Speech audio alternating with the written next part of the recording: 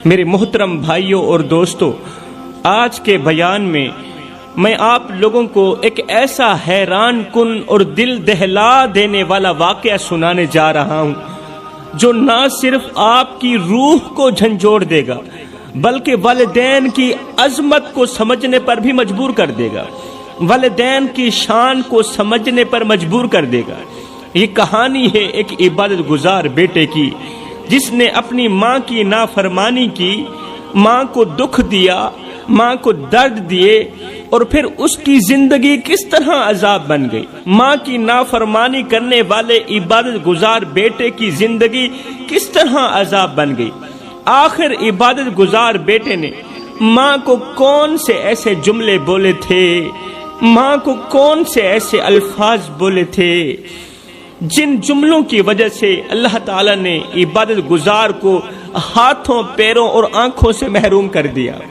نوجوان بیٹے کو، عبادت گزار نوجوان کو ہاتھوں سے بھی محروم کر دیا، اللہ نے آنکھوں سے بھی محروم کر دیا اور پیروں سے بھی محروم کر دیا۔ ایک بار یہ واقعہ دل کے کانوں سے سنیں، یہ واقعہ آپ لوگوں کی زندگی بدل کے رکھ دے گا۔ دوستو، ایک نوجوان تھا جو اپنی زندگی اللہ کی عبادت کے لیے وقف کر چکا تھا۔ یہ نوجوان اکلوتا بیٹا تھا اور اس کی ماں بہت ضعیف تھی جو چلنے پھرنے سے بھی قاصر تھی اور ہمیشہ چارپائی پر پڑی رہتی تھی۔ ماں کا واحد سہارا اس کا نوجوان عبادت گزار بیٹا تھا جو دن رات اس کی خدمت میں لگا رہتا تھا۔ وہ صبح سویرے اٹھتا، اپنی ماں کے لیے کھانا بناتا، ماں کا منہ دھوتا، ماں کے ہاتھ دھوتا، ماں کو وضو کرواتا، ماں کو کھانا کھلاتا اور پھر خود اللہ کی عبادت میں مشغول ہو جاتا۔ یہ نوجوان کبھی بھی گھر سے باہر نہیں نکلا تھا۔ گاؤں کے لوگ اکثر اس کی تعریف کرتے تھے، اسے اللہ والا کہتے تھے۔ گاؤں کے لوگ کہتے، اے نوجوان، اللہ تمہاری ماں کی خدمت کے صدقے تمہیں جنت عطا کرے۔ اور اللہ بھی اس کی خدمت سے بہت زیادہ خوش تھا۔ جب وہ بوڑھی ماں کی خدمت کرتا، نوکری کرتا، تو اللہ بھی اس کی اس خدمت سے بہت زیادہ خوش تھا اور کہیں نہ کہیں سے رزق کا بندوبست ہو ہی جاتا تھا، لیکن وہ گھر سے باہر نہیں نکلتا تھا۔ ایک دن اس نوجوان کے دل میں ایک خواہش نے جنم لیا، ایک خواہش پیدا ہوئی۔ اس نے اپنی ماں کے پاس جا کر کہا، اماں، میرا دل چاہتا ہے کہ میں اس سال حج پر جاؤں۔ اللہ کے گھر کی زیارت ہر مسلمان کی آرزو ہوتی ہے، ہر مسلمان کی تمنا ہوتی ہے، اور میں چاہتا ہوں یہ فریضہ میں بھی ادا کر سکوں۔ ماں جو ہمیشہ اپنے بیٹے کے لیے دعائیں کرتی رہتی تھی، آج بیٹے کی بات سن کر خاموش ہو گئی۔ ماں چپ ہو گئی، اس کی آنکھوں میں اداسی جھلکنے لگی، کیونکہ وہ جانتی تھی کہ اگر اس کا بیٹا حج پر چلا گیا تو اس کی خدمت کون کرے گا، پھر ماں کی نوکری کون کرے گا، پھر ماں کو کون کھلائے گا، کون پلائے گا، وہ تو بیچاری چار پیسے اٹھ بھی نہیں سکتی۔ ماں گہری سوچ میں ڈوب گئی، دل ہی دل میں کہنے لگی، میں تو معذور ہوں، چلنے پھرنے سے قاصر ہوں اور ہر وقت چار پئی پر پڑی رہتی ہوں۔ میرا اکلوتا بیٹا ہی میرا پہلا اور آخری سہارا ہے، جو میرے لیے کھانا بناتا ہے، میری خدمت کرتا ہے اور میری ہر ضرورت پوری کرتا ہے۔ اگر یہ بھی مجھے چھوڑ کے حج پر چلا گیا تو میری خدمت کون کرے گا؟ ہمسائے جو حال پوچھنا گوارا نہیں کرتے اور نہ ہی کوئی دوسرا رشتہ دار ہے جو میری خبر گیری کرے۔ میں ایک بوڑھی اور کمزور عورت ہوں، کہاں جاؤں گی؟ یہ سب سوچ کر ماں کی آنکھوں میں آنسو بھر آئے، لیکن ماں نے اپنے دل کی تکلیف کو چھپاتے ہوئے اپنے بیٹے سے کہا، بیٹے نہیں، تم اس بار حج پر نہیں جاؤ گے، بیٹا ہرگز نہیں جاؤ گے حج کرنے، کیونکہ تمہاری ماں کا کوئی دوسرا سہارا نہیں ہے، تمہارا کوئی دوسرا بھائی نہیں، تمہاری کوئی بہن نہیں، تمہاری ماں کا اکلوتا بیٹا ہے، ایک ہی سہارا ہے اور وہ سہارا تم ہو۔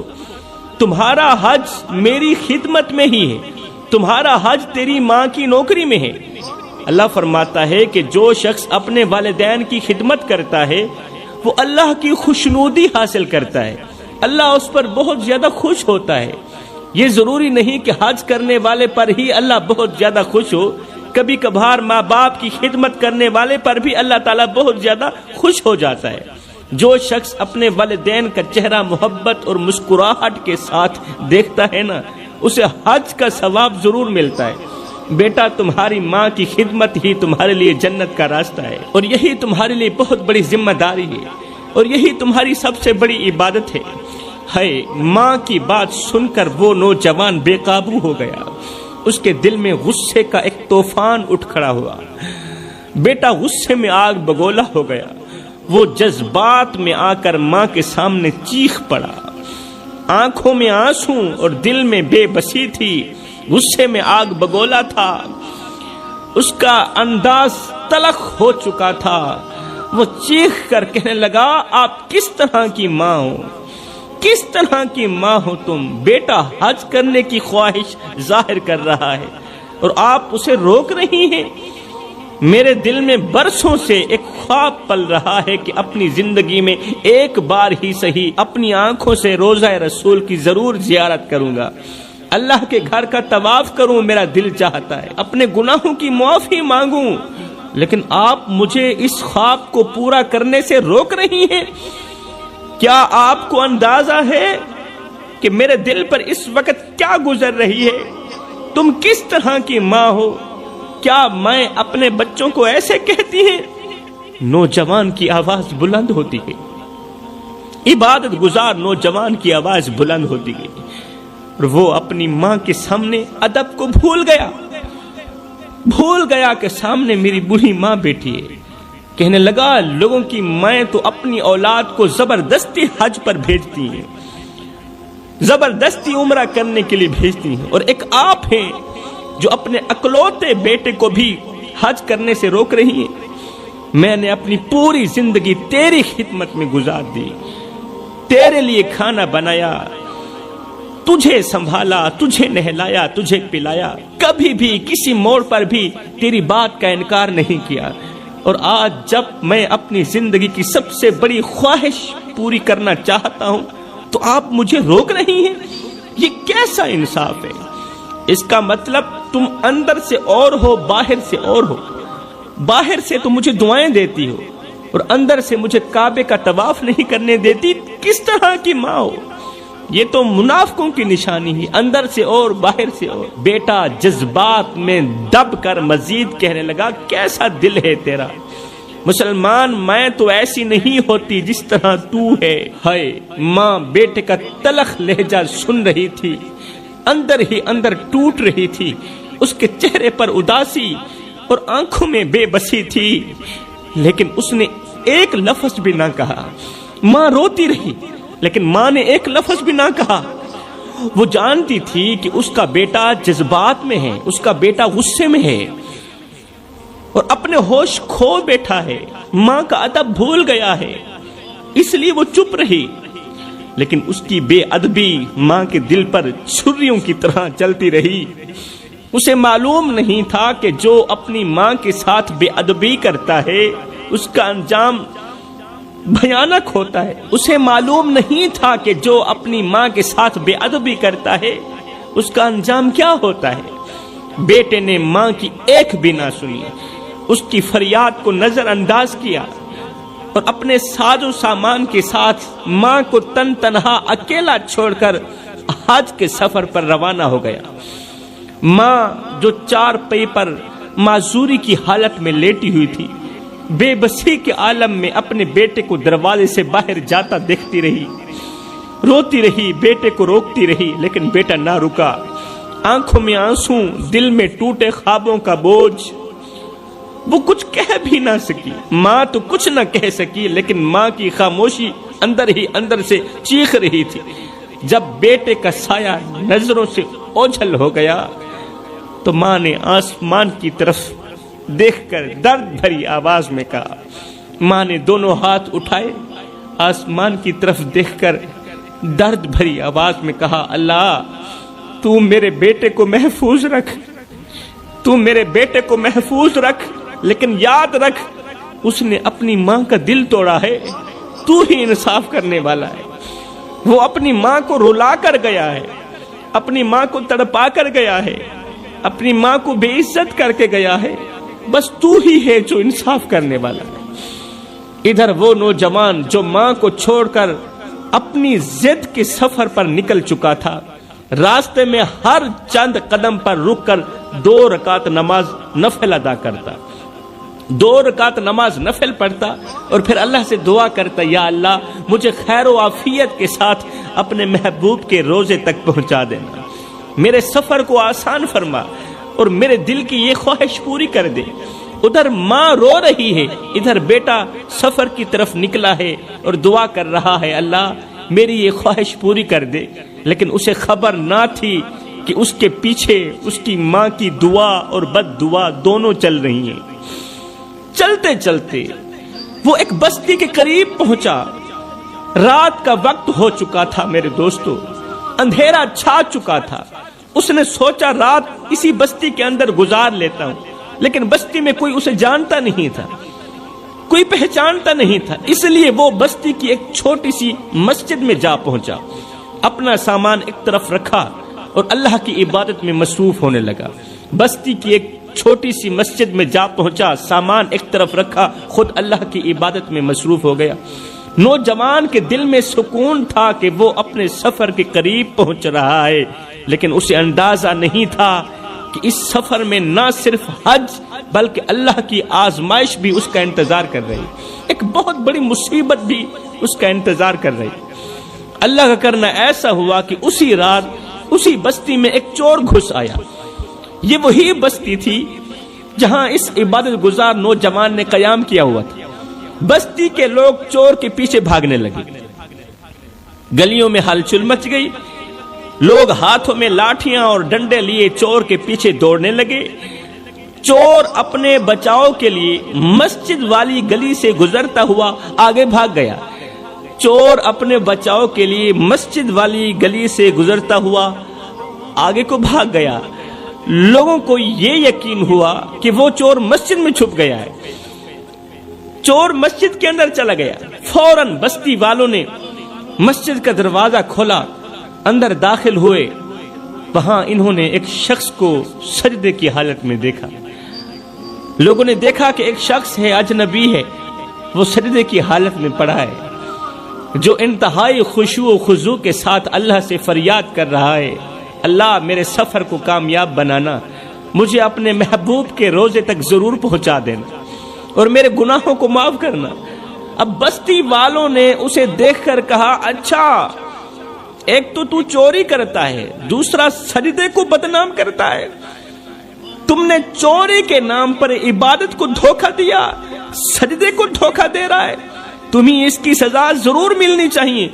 ایک تو چوری کرتا ہے، ہمیں پریشان کرتا ہے، دوسرا پھر سجدہ بدنام کرتا ہے، تمہیں ہر حال میں سزا ملنی چاہیے تاکہ تم دوسروں کے لیے عبرت کا نشانہ بنو، تمہیں ہر حال میں سزا ملنی چاہیے تاکہ تم دوسروں کے لیے عبرت کا نشانہ بنو۔ لوگوں نے اسے زبردستی سے سجدے سے اٹھایا اور گرفتار کر کے گاؤں کی عدالت میں لے گئے، اسے قاضی کے سامنے پیش کیا گیا۔ قاضی نے جیسے ہی معاملہ سنا کہ یہ ایک تو چوری کرتا ہے، پھر دوسرا یہ سجدہ بدنام کرتا ہے، یہ سنتے ہی قاضی غصے سے لال پیلا ہو گیا۔ قاضی نے غصے میں فیصلہ دیا کہ جس زبان سے اس نے سجدے کی بے حرمتی کی، جس زبان سے اس نے سجدے کو بدنام کیا، ابھی اور اسی وقت اس کی زبان کاٹ دی جائے، اور جن ہاتھوں سے اس نے چوری کی وہ ہاتھ بھی ختم کر دیے جائے، جن قدموں سے چل کر یہ مسجد میں آیا وہ قدم بھی اس سے چھین لیے جائیں، وہ قدم بھی کاٹ دیے جائیں، وہ پیر کاٹ دیے جائیں، اور جن آنکھوں سے اس نے مسجد دیکھی وہ آنکھیں بھی نکال دی جائیں، کیونکہ سجدہ بدنام کرنے والوں کا انجام یہی ہوتا ہے۔ جب قاضی نے کہا نا کہ سجدہ بدنام کرنے والوں کا انجام یہی ہوتا ہے، یہ سنتے ہی وہ عبادت گزار بول پڑا، رو کر کہنے لگا، قاضی صاحب یوں نہ کہو کہ سجدہ کرنے والوں کا انجام یہی ہوتا ہے، بلکہ یوں کہو کہ ماں کی نافرمانی کرنے والوں کا انجام یہی ہوتا ہے۔ قاضی کا حکم سن کر قاضی نے کہا نا ابھی اور اسی وقت اس کی زبان ختم کر دو، کاٹ دو، اس کے ہاتھ کاٹ دو، اس کے پیر کاٹ دو۔ قاضی کا حکم سنتے ہی جلادوں نے فوراً اپنا عمل شروع کر دیا۔ نوجوان تڑپتا رہا، چیختا رہا کہ وہ بے قصور ہے، وہ تو حج کرنے کو جا رہا ہے، لیکن کسی نے بھی اس کی پکار نہ سنی، کسی نے بھی اس کی ایک نہ سنی۔ آخر کار وہ نوجوان زبان، آنکھوں، ہاتھوں اور قدموں سے محروم ہو گیا، اس کے جسم کے تمام اعضاء کاٹ دیے گئے۔ اب زمین پر بے بسی کے ساتھ پڑا ہوا تھا۔ وہ دل ہی دل میں اپنی ماں کی نافرمانی کو یاد کر کے پچھتا رہا تھا۔ وہ سمجھ چکا تھا کہ اس کا یہ حال ماں کی بد دعا اور اللہ کی نافرمانی کا نتیجہ ہے۔ اس کا یہ حال کیوں ہوا؟ ماں کی بد دعا نے اس کا یہ حال کیا۔ قاضی کی عدالت میں ابھی یہ عبادت گزار موجود ہی تھا، زمین پر بے بس پڑا ہی تھا، جسے سخت سزا دی جا چکی تھی۔ اب یہ پڑا ہی تھا، اسی دوران دوسری بستی کے کچھ لوگ قاضی کے پاس اپنا ایک فیصلہ لے کر پہنچے۔ جیسے ہی ان کی نظر اس عبادت گزار پر پڑی، دوسری بستی کے لوگ قاضی کی عدالت میں فیصلے کے لیے آئے۔ جیسے ہی ان کی نظر اس عبادت گزار پر پڑی جو ہاتھوں، پاؤں، زبان اور آنکھوں سے محروم ایک کونے میں بے بسی سے بیٹھا ہوا تھا، بے بس پڑا ہوا تھا، وہ حیرت اور غصے سے بول اٹھے، ارے نادانو، یہ تم نے کیا کر دیا؟ یہ تو بہت بڑا اللہ والا تھا، یہ تو بہت بڑا اللہ والا ہے، یہ وہی شخص ہے جس کی دعا ہر بار قبول ہوتی ہے۔ ارے ہم تو اسے اپنا پیر مانتے ہیں، تم نے اس کے ساتھ کیا کر دیا؟ تم نہیں جانتے کہ اس کے ہزاروں مریدین و معتقدین ہیں۔ اگر ان کے مریدوں کو معلوم ہو گیا، اگر اس بستی والوں کو معلوم ہو گیا تو وہ تمہیں کبھی معاف نہیں کریں گے۔ یہ تم نے کیا کر دیا؟ ہائے!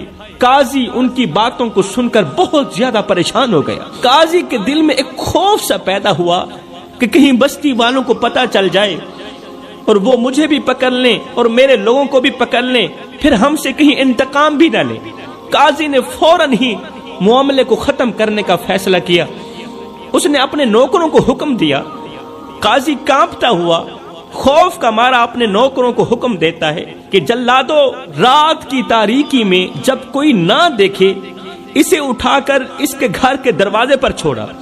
اس لاش کو اٹھاؤ جس کے ہاتھ بھی کاٹ دیے گئے، جس کی آنکھیں نکال دی گئی، اس عبادت گزار کو اٹھاؤ رات کی تاریکی میں ہی، کوئی تمہیں نہ دیکھے۔ اگر کسی نے دیکھ لیا تو بہت بڑی قیامت آ سکتی ہے، جنگ کھڑی ہو جائے گی۔ اسے اٹھاؤ، اس کے گھر کے دروازے تک چھوڑا۔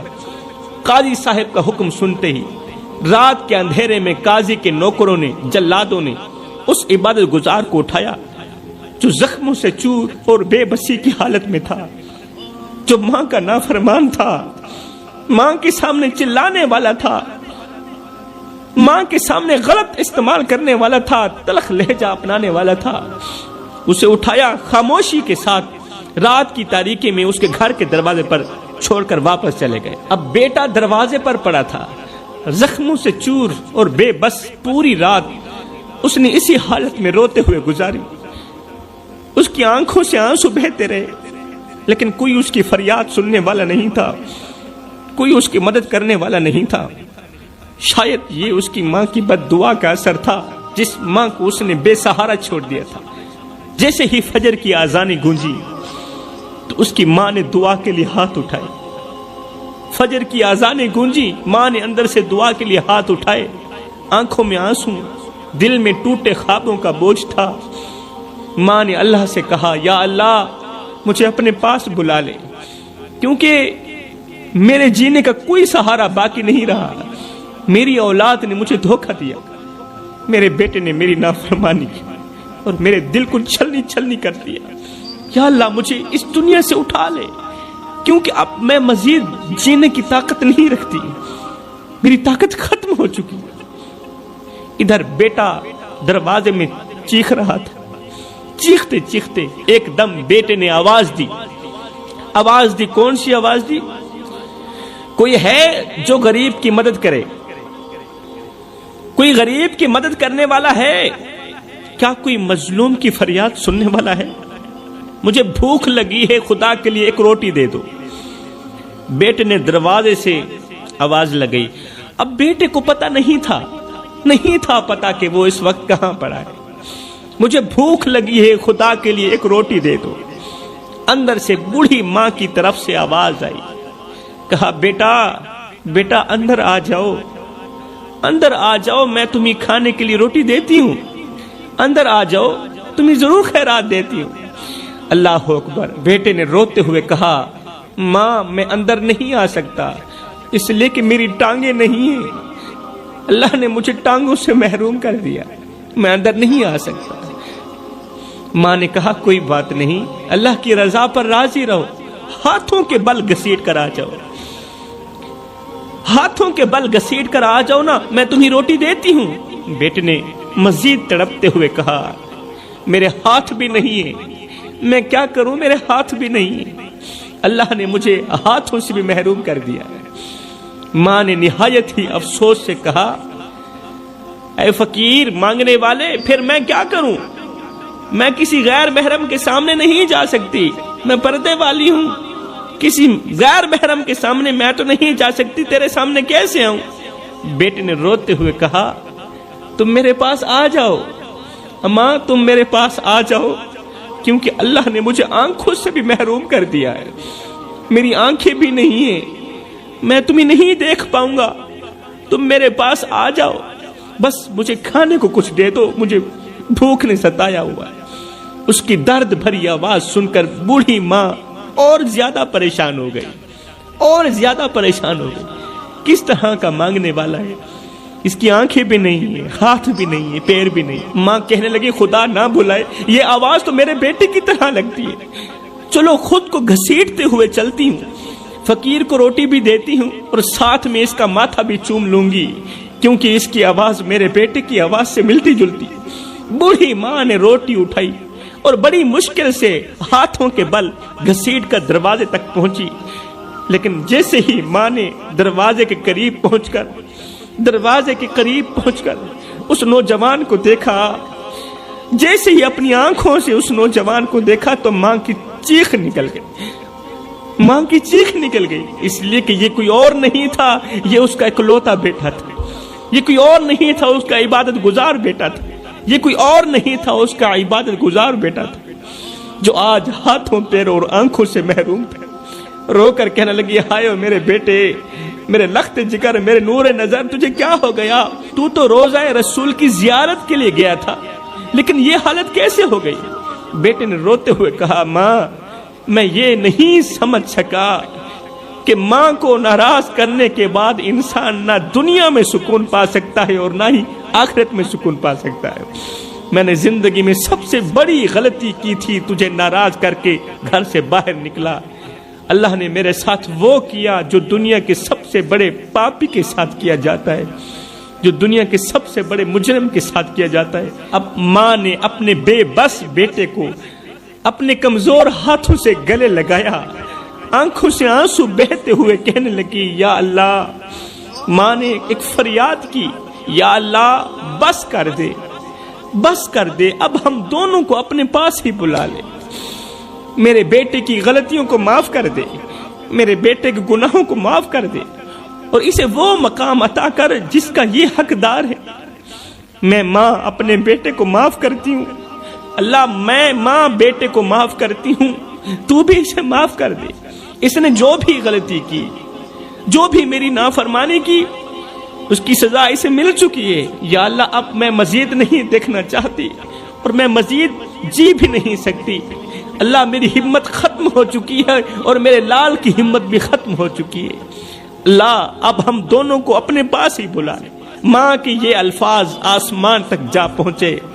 اللہ کی رحمت جوش میں آئی اور عین اسی لمحے جب ماں اور بیٹے نے ایک دوسرے کو گلے لگایا ہوا تھا تو دونوں اتنے روئے کہ روتے ہی ان دونوں کی روحیں ایک ساتھ نکل گئی.